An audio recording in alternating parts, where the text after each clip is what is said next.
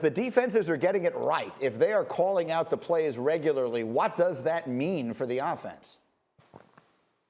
Look, offensively, we know that in the NFL, they're going to continue to run their plays over and over and over. It'd be like if me and RC were playing Madden and I was just hitting triangle after a good play. I just hit triangle over and over again. He knows I'm going to run the same play. He knows it's coming, but I am not going to change the play up until he stops me.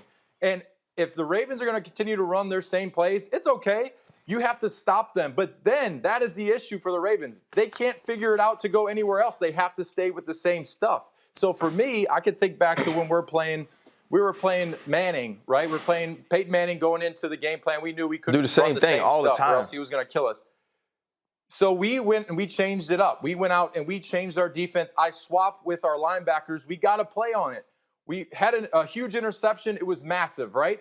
We stayed with that same type of defense for like 2 more years where we were doing the swaps. And in the second year of it, we were getting absolutely killed by it. So what my point is, you have to eventually change and you have to change things up. But if the teams can't stop you, they could call the plays out. It doesn't matter. If they can't stop you, who cares?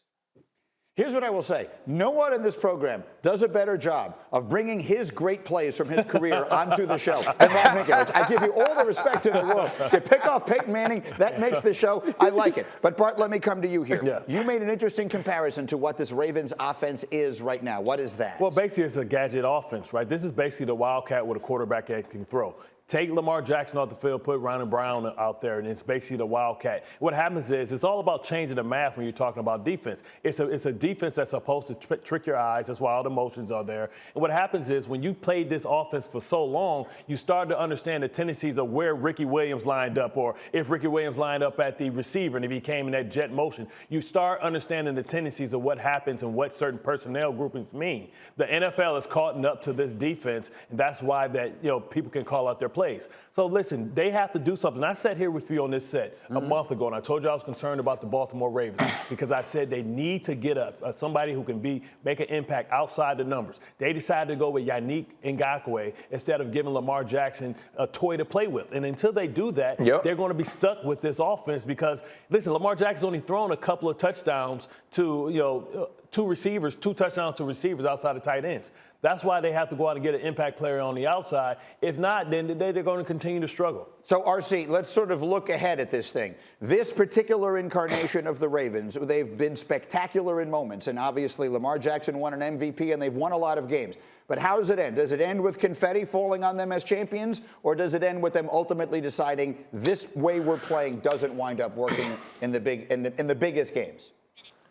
No, I don't believe they end up standing as champions, especially when somebody let Henry Hill in the building. They've forgotten 2 golden rules. You never rat on your friends and you keep your mouth closed. Now we have a team and an organization that usually has stability, that usually have leadership, and now they're pillow talking. They're talking to the media about things that go on the field, about things that go on inside their building. We've heard from Harbaugh. We've heard from Roman. We've now heard from Lamar Jackson. I think that lets you know what's going on in this building. It lets you know that this team isn't playing at a high level. And you can't win this way.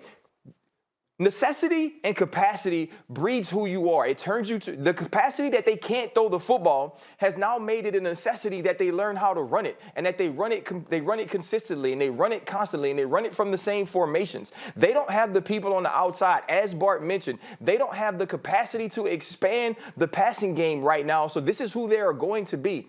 And built this way, playing this way, they can't beat the Kansas City Chiefs when it matters. They can't beat the Pittsburgh Steelers when it matters. And so when we get to the playoffs, we won't be seeing Lamar Jackson and the Baltimore Ravens hoist the sticky Lombardi until they change who they are by getting new people to change what they can do.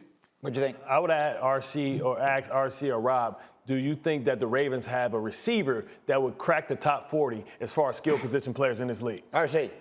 No, they do not. And that's why they should have went out and gotten somebody before the trade deadline. So, to your point before, they went out and doubled down on a strength. They went out and got Ngakoue, which is all well and good.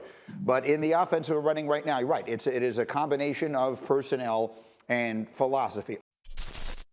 Thank you for watching ESPN on YouTube. For live streaming sports and premium content, subscribe to ESPN+.